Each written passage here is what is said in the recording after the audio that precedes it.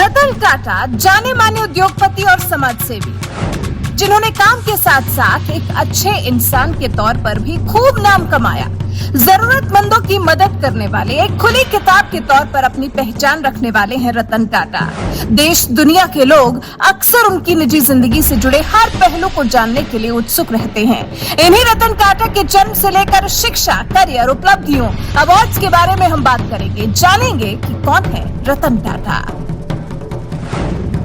रतन टाटा का जन्म 28 दिसंबर 1937 ही वो तारीख थी जब नवल टाटा और उनकी पहली पत्नी सुनु के घर मुंबई में एक बच्चे का जन्म हुआ था। टाटा परिवार के वंशज रतन टाटा के जन्म के करीब 10 साल बाद साल 1948 में ही उनके माता पिता अलग हो गए। रतन टाटा को तब उनकी दादी नवाजबाई टाटा ने पाला। रतन टाटा की शिक्षा। रतन टाटा ने 8वीं कक्षा तक मुंबई के कैंपियन स्कूल में पढ़ाई की और फिर कैथेड्रल और फिर जॉन कानून स्कूल चले गए। रतन टाटा ने शिमला के बिशप कॉटन स्कूल से भी पढ़ाई की। साल 1955 में रतन टाटा ने रिवरडेल कंट्री स्कूल न्यूयॉर्क शहर से ग्रेजुएशन की। फिर रतन टाटा ने आर्किटेक्चर की भी पढ़ाई की और साल 1959 में उन्होंने कार्नेल यूनिवर्सिटी से आर्किटेक्चर में डिग्री हासिल की। रतन टाटा ने साल 1975 में हार्वर्ड बिजनेस स्कूल से एक एडवांस्ड मैनेजमेंट कार्यक्रम में भी भाग लिया था। रतन टाटा का करियर। भारत लौटने से पहले रतन टाटा ने लॉस एंजलिस, कैलिफोर्निया में जोन्स और एमोन्स में कुछ समय काम किया। फिर साल 1961 में असल तौर पर उनके करियर की शुरुआत हुई जब उन्होंने टाटा स्टील के शॉप फ्लोर पर काम किया। इसके बाद वो टाटा ग्रुप की और कंपनियों के साथ भी जुड़े। साल 1971 में उन्हें राष्ट्रीय रेडियो और इलेक्ट्रॉनिक्स कंपनी में प्रभारी निदेशक नियुक्त किया गया। साल 1981 में उन्हें टाटा इंडस्ट्रीज का अध्यक्ष बनाया गया। साल 1991 में जे.आर.डी. टाटा ने ग्रुप के अध्यक्ष का पद छोड़ दिया और रतन टाटा को अपना उत्तराधिकारी बनाया और उसके बाद तो मानो टाटा समूह ऊंचाइयों को छूने लगा। रतन टाटा के नेतृत्व में टाटा कंसल्टेंसी सर्विसेज ने पब्लिक इशू जारी की और Tata Motors New York stock exchange में सूचीबद्ध किया गया। साल 1998 में टाटा मोटर्स ने पहली पूर्णतः भारतीय यात्री कार टाटा इंडिका को पेश किया। उसके बाद में टाटा टी ने टेटली, टाटा मोटर्स ने जगुआर लैंड रोवर और टाटा स्टील ने कोरस का अधिग्रहण किया, जिससे टाटा समूह की साख भारतीय उद्योग जगत में बहुत बढ़ी। टाटा नैनो दुनिया की सबसे सस्ती यात्री कार भी रतन टाटा की ही सोच का परिणाम है। फिर 28 दिसंबर 2012 को रतन टाटा सभी कार्यकारी जिम्मेदारी से सेवानिवृत्त हो गए। उनकी जगह ली 44 साल के साइरस मिस्त्री ने। सेवानिवृत्त होने के बाद भी ऐसा नहीं है कि रतन टाटा ने कामकाज छोड़ दिया है, बल्कि रिटायरमेंट के बाद उन्होंने ई कॉमर्स स्नैपडील में अपना व्यक्तिगत निवेश किया है। साथ ही साथ उन्होंने e commerce company urban ladder और चाइनीज मोबाइल कंपनी Xiaomi में भी निवेश किया हुआ है। विदेशी संगठनों में भी रतन टाटा की महत्वपूर्ण भूमिका। भारत के साथ साथ दूसरे देशों के कई संगठनों में भी रतन टाटा ने महत्वपूर्ण भूमिका निभाई। वो प्रधानमंत्री की व्यापार और उद्योग परिषद और राष्ट्रीय विनिर्माण प्रतिस्पर्धात्मकता परिषद के सदस्य हैं। वो कई कंपनियों के बोर्ड पर निदेशक भी रहे हैं।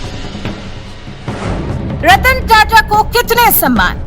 रतन टाटा के जीवन में अब तक उन्हें मिल चुके सम्मान की कोई गिनती नहीं है। साल 2001 से अब तक वो बहुत से सम्मान से नवाजे जा चुके हैं, जिनमें पद्म भूषण और पद्म विभूषण सम्मान सबसे ज्यादा खास हैं।